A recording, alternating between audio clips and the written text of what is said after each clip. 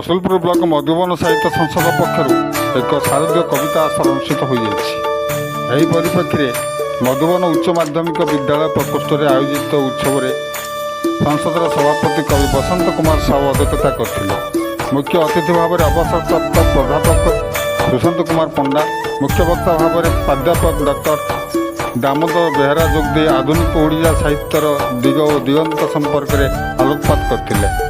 संयोजक भाव में गीति कवि प्रतापेन्द्र पंडा, जितेन्द्र कुमार बेहरा और प्रेमलता महाणा बलिष्ठ संयोजन कविता पाठ कार्यक्रम आरंभ होता।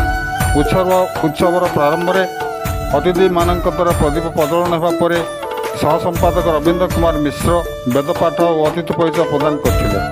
संपादक तथा अध्यापक संतोष कुमार साहू संसद आभिमुख्य संपर्क में सूचना प्रदान करते। यह अवसर में बसंत कुमार साहू शिशु शिक्षा संबलित पुस्तक पवन रहे केउठी अतिथि मान द्वारा उन्मोचित होता।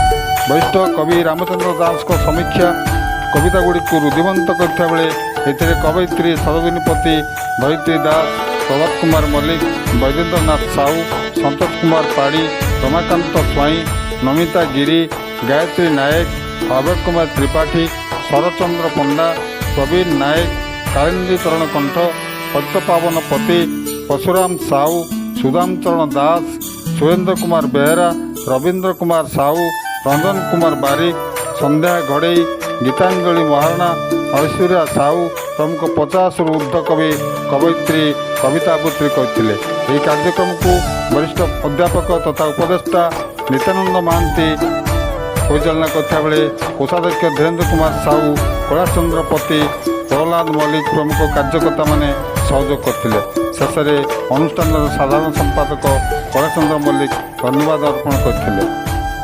ब्यूरो रिपोर्ट अधिकार न्यूज।